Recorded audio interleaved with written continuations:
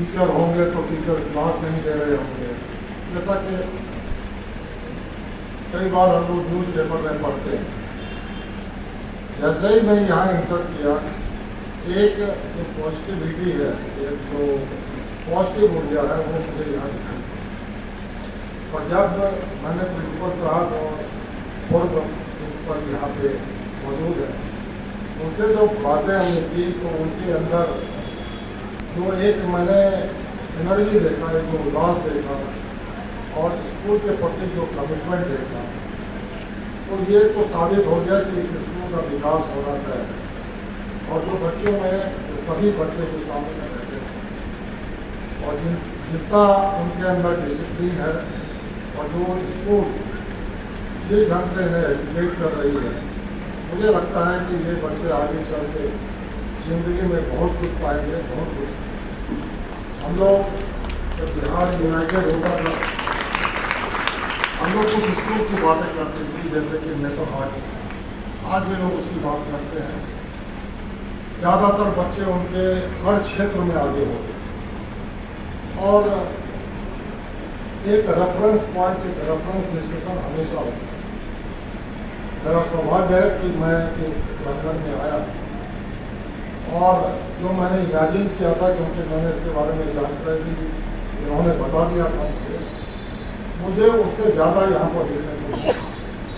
ये सारे बच्चे एक बहुत ही सुलझे हुए कल्चर्ड है और जो प्रधानाध्यापक है, मैं अभी उनसे कुछ दिन पहले बात कर रहा था प्रधानाध्यापक से। उन्होंने कहा कि मैं जब प्रधानाध्यापक का चार्ज किया था तो मेरे पास 7 महीना था और 7 महीने में जो प्रतिष्ठा इन्होंने पाई थी, जो उन्होंने नींव रखी, वो शायद कई लोग 7 साल 10 साल में भी नहीं कर पाते।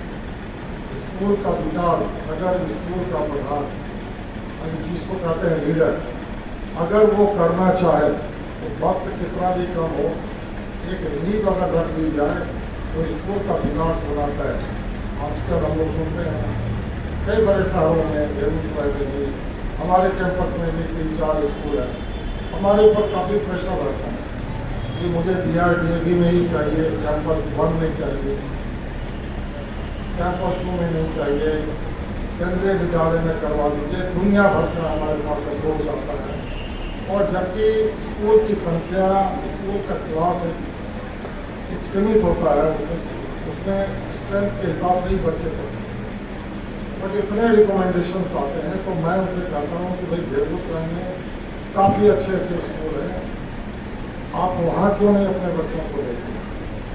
लेकिन अंग्रेजी माध्यम का चलन है और लोग को ये होता है कि हम सिर्फ अंग्रेजी माध्यम से पढ़ेंगे तो ही जिंदगी में आगे बढ़ेंगे।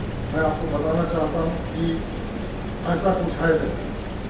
मैं खुद जब मैंने पढ़ाई की थी इसी टाउनशिप में, जैसा कि आपको बताया गया कि मेरे फादर भी थे इसी इंडियन ऑयल कॉर्पोरेशन, तो मैंने अपनी बचपन की पढ़ाई तो कैंपस में स्कूल था वहीं से किया। वहाँ पर 2 स्कूल थे, एक इंग्लिश मीडियम का बहुत ही शानदार स्कूल था जिसे सेंट पॉल कहते हैं, प्रिंसिपल भी ब्रिटिशर्स थी और वो सचमुच में पूर्ण सेंस में एक इंग्लिश मीडियम जिसको स्कूल कहते हैं भाई।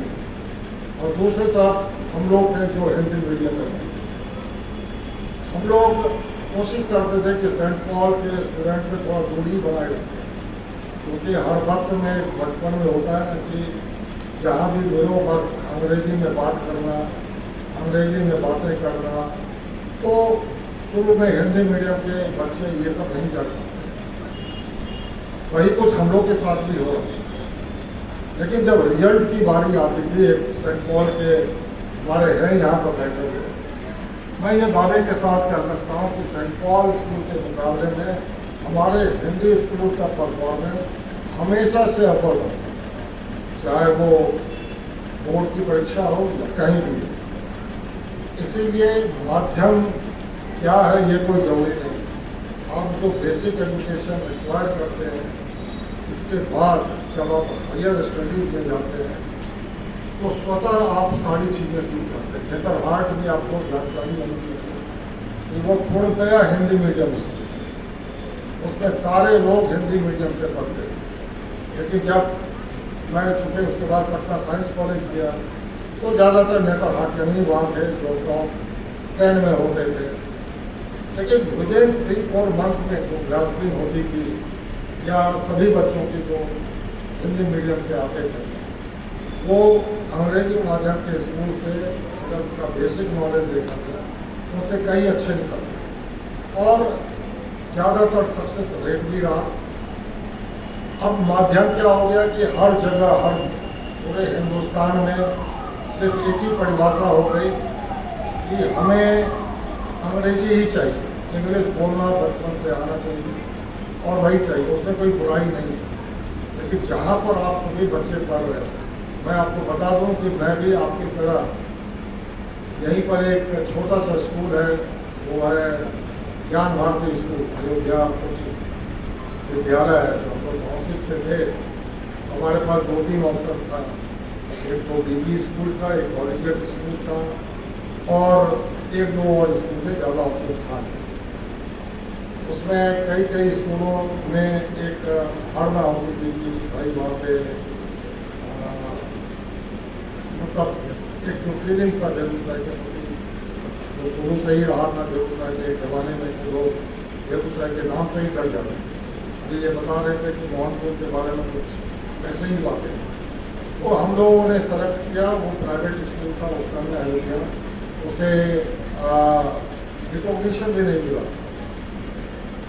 लेकिन हम लोगों ने उसको कंटिन्यू किया और वहाँ पर जो हेड मास्टर थे तो नहीं रहे, लक्ष्मी नारायण सिंह, वो काफ़ी जागरूक थे, काफ़ी बच्चों के प्रति उनकी जागरूकता थी। और एक बार हम लोगों ने जो 5-6 अच्छे लगते थे, हम लोगों ने कोशिश किया कि क्योंकि इसका रिकॉग्निशन शायद नहीं मिलेगा तो हम लोग चले भी गए कॉलेज के। वो वहाँ जाके हम लोग को पकड़ते कि नहीं आप लोग को यहीं पढ़ना है, मैं आपको ये पढ़ाऊँगा, ये टीचर पढ़ाएंगे। और सचमुच में उन्होंने इतने एफर्ट्स। तो एक स्कूल का लीडर जब ये ठान ले कि मुझे अपने बच्चों को आगे बढ़ाना है तो बच्चे अपने आप बिगड़ जाएंगे। और उसी स्कूल से उसी हिंदी माध्यम से पढ़ के आज जो भी मुझे पोजीशन मिला है, मैं ये समझता हूँ कि सिर्फ और सिर्फ ये एक हार्ड वर्क, एक प्रॉपर गाइडेंस, एक प्रॉपर टीचर का ही गाइडेंस था जो लोगों को ऊंचाई पे ले। मैंने इस तरह का समारोह आज तक मैंने स्कूल लेवल पे, खासकर हमारे डिस्ट्रिक्ट लेवल पे कभी नहीं किया। ये एक पहचान है कि आपका स्कूल उस दिशा में सोच रहा है जहाँ पर बड़े बड़े यूनिवर्सिटीज़ में या बहुत सारे हाई स्कूल में इस तरह की एक्टिविटीज वही है जो आपको किया गया। और ये जो जिस तरह का जो दीक्षांत समारोह है, ये मेरे ख्याल से बेमिसाल है और आप लोग बड़े भाग्यशाली हैं कि इस स्कूल में जुड़े हुए हैं।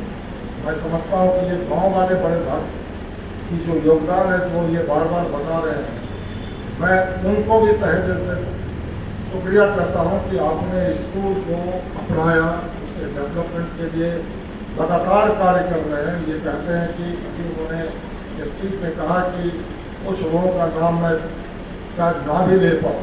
इसका मतलब है कि यहाँ के जो विलेजर्स हैं वो इसमें योगदान देना चाहते हैं और वो योगदान इसीलिए देना चाहते हैं क्योंकि उन्हें विश्वास है कि आप सभी बच्चे एक न एक दिन अपने कैरियर में जो भी आप कैरियर चुने उसकी ऊंचाई तक आप जरूर पहुँचे। तो मेरी बहुत बहुत शुभकामनाएं। जो बच्चे आज दीक्षांत समारोह के बाद और भी उच्च शिक्षा के लिए कहीं जाएंगे और जब यहाँ पर पढ़ रहे हैं, आपको ये विश्वास होना चाहिए कि शायद आप बिहारी नहीं, पूरे हिंदुस्तान के one of the best school में आपकी स्टडी हो रही है और इसीलिए आपका अपने कैरियर में, किसी भी कैरियर में आपको ऊंचाई छूना है। अब रही बात, जब मैंने इनका एक लेटर देखा तो नीचे में लिखा हुआ था कि मेरा विद्यालय बड़ी प्रतिष्ठा।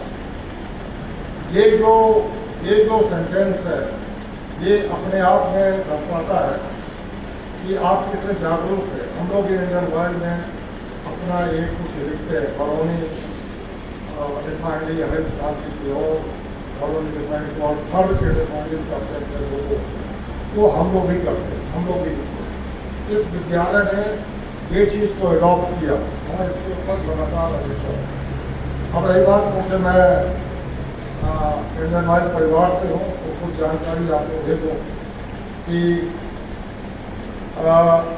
रिफाइनरी में क्या होता है, कैसे होता है। और एक जो सबसे इम्पोर्टेंट जानकारी ये है कि हमारे जो चेयरमैन है आदरणीय श्री असम वैद्याजी, उसका सीओ वर्ल्ड वाइड एक सर्वे होता है पूरे विश्व में, जहाँ पर 3000 जो बड़े बड़े कंपनी है, अमेजोन है, रिलायंस है, TCS है, बहुत सारी कंपनी वर्ल्ड वाइड उसकी सर्वे की। आपको बताते हुए हमें खुशी हो रही है कि पूरे वर्ल्ड में उनकी रैंकिंग जो है वो 81वां है और पूरे भारतवर्ष के वो नंबर 1 CEO यानी चीफ एक्सिक्यूटिव ऑफिसर। तो श्री मुकेश अंबानी जो रिलायंस के चेयरमैन है, उनका पोजीशन 128वां। तो आप ये इमेजिन कीजिए कि जिस जो आपके डिस्ट्रिक्ट में जो रिफाइनरी है, जो इंडियन ऑयल कॉरपोरेशन है, उसका चेयरमैन इतना बड़ा विजनरी है कि इस कॉरपोरेशन को ग्रोथ के लिए आज पूरे रिफाइनरी डिवीजन के अंदर 1 करोड़ 1.71 लाख करोड़ का इन्वेस्टमेंट कर रही है, जिसमें आपके बरौनी रिफाइनरी में करीब 18,000 करोड़ का इन्वेस्टमेंट हो रहा है।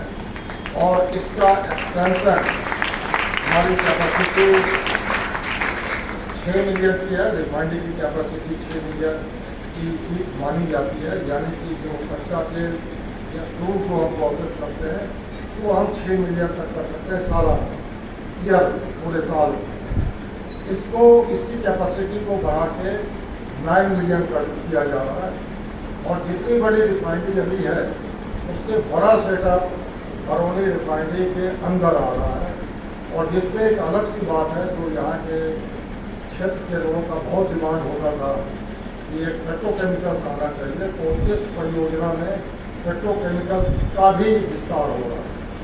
इस पेट्रोकेमिकल्स विस्तार के बाद जिसको हम लोग पॉलीप्रोपिलीन कहते हैं, आप लोग जहाँ भी जिस चीज़ को भी आप देखेंगे, प्लास्टिक हो या मोबाइल का कवर हो या फिर हैंड लैम्प्स हो, जो प्लास्टिक के चेयर आप बैठे हैं, ये सारे चीज़ पॉलीप्रोपिलीन से। तो इसके जो डाउन स्ट्रीम इंडस्ट्रीज होगी, यानी कि छोटे छोटे जो इंडस्ट्रीज आएंगे, इससे बेगूसराय का विकास और भी काफ़ी होगा। एक ज़माने में यहाँ वैक्स प्लांट हुआ करता था, अब क्योंकि वो क्रूड हम लोग नहीं प्रोसेस करते हैं तो सारे प्लांट हुआ करते हैं। तो ये जब इंडस्ट्री आएगी तो बेगूसराय डिस्ट्रिक्ट का और भी बहुत विकास होगा। जब विकास होगा तो काफ़ी रोजगार भी पैदा होगा। और जब काफ़ी रोजगार पैदा होगा तो आप लोग जितने भी लोग बैठे हैं एक ना एक आपको लगेगा कि हम भी एक इंडस्ट्री लगाएं, हम भी इस क्षेत्र में विकास करें।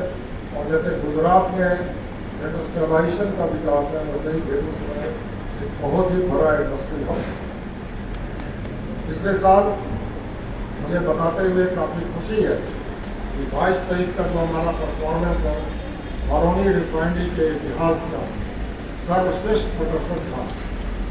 ये सर्वश्रेष्ठ प्रदर्शन हर क्षेत्र में हमने जो क्रूड थ्रूपुट था, जिसकी लाइसेंस कैपेसिटी 6 है, हम लोगों ने अराउंड 6.8 मिलियन मैट्रिक टन पर एनम किया, 113% ज़्यादा है।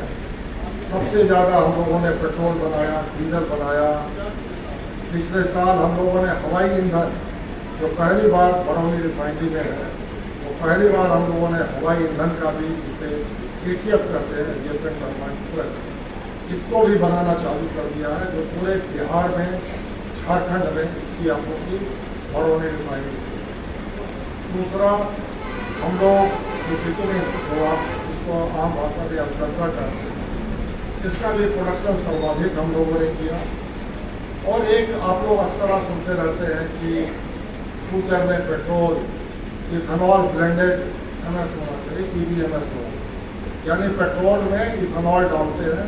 ये एक बहुत बड़ी पहल है भारत सरकार की कि हम जितना इथेनॉल ब्लेंड करेंगे हमारा जो आयात है क्रूड का वो उतना ही कम होता है। हमने शुरुआत की थी 10% से, आज हम 12% जो गवर्नमेंट की पॉलिसी है 12% इथेनॉल ब्लेंड करते हैं। इसका कि कुछ सालों के बाद हम लोग 24-20% इथेनॉल ब्लेंडिंग स्टार्ट कर देंगे और फिर यहाँ से इथेनॉल भी लोडिंग करेंगे दूसरे प्रदेश में। कुछ बातें CSR रिलेटेड। बरौनी रिफाइनरी हमेशा CSR को प्राथमिकता देती है। पिछले 2015 से हम लोग जो जिसको कॉर्पोरेट सोशल रिस्पॉन्सिबिलिटी, कई स्कूल में, कई शिक्षा संस्थान में, हॉस्पिटल्स में हम लोगों ने अभी तक 40 करोड़ खर्च किया और कॉर्पोरेट एनवायरनमेंट रिस्पॉन्सिबिलिटी के तहत हम लोग करीब 56 करोड़ पिछले साल ही खर्च कर चुके हैं। जिसका कुछ उदाहरण आपको देना चाहता हूँ कि अभी पिछले कुछ दिनों पहले हमारे माननीय मंत्री श्री गिरिराज सिंह जी ने एक उद्घाटन किया था सदर हॉस्पिटल का, जो बच्चों के लिए 50 बेड का सदर हॉस्पिटल था। तो करीब उसमें हम लोगों ने 8-9 करोड़ का लागत था। ये बरौनी रिफाइनरी ने ही उसे बना दिया। 3 advance life support ambulance corona के टाइम में ये था जो कि बरौनी रिफाइनरी ने किया। इस पर हम लोग सिर्फ मेंटेनेंस पे 4 लाख रुपया पर मंथ खर्चा किया। हम लोगों ने तेघरा हॉस्पिटल में 100 बेड के लिए BSA based medical grade oxygen बनाया, जो कि बिहार में Indian one Barauni refinery first public sector unit थी, जो जिसकी मॉनिटरिंग मिनिस्ट्री ऑफ पेट्रोलियम और नेचुरल गैस कर रही थी। वो हमने रिकॉर्ड टाइम में, कोरोना खत्म नहीं हुआ है, इसीलिए हमारी तैयारी पूरी है। अभी हम लोग अपने ही प्लांट में 1500 सिलेंडर पर डे का oxygen, medical grade oxygen plant commission हो चुका है, बन के तैयार है। जब भी इसकी जरूरत होगी डिस्ट्रिक्ट एडमिनिस्ट्रेशन के माध्यम से, ये सिर्फ बेगूसराय में नहीं बिहार के कई क्षेत्रों में इससे ऑक्सीजन की कमी को पूरा किया जा सकता। इसके अलावा अभी बछवाड़ा में हम लोगों ने 50 बायोगैस संयंत्र दिया महिलाओं को, और उससे जो स्लरी निकला, ये जो सुधा डेयरी है जहाँ पर आपका बरौनी के पास है, वो स्लरी वहाँ से वो प्रोसेस करते हैं। उसमें भी करीब लोगों ने 1.1 करोड़ खर्च किया, जिससे कि वो खाद बनता है, जैविक खाद, जिसका नाम है सुधर, और ये पूरे मार्केट में वो बेच रहे हैं।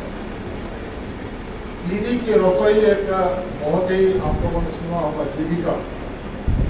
हमारे यहाँ एक अभी हम लोगों ने हॉस्टल बनाया अपने कुछ प्रोजेक्ट इंजीनियर्स के लिए, और उसका नाम हम लोगों ने रखा विद्यापति हॉस्टल।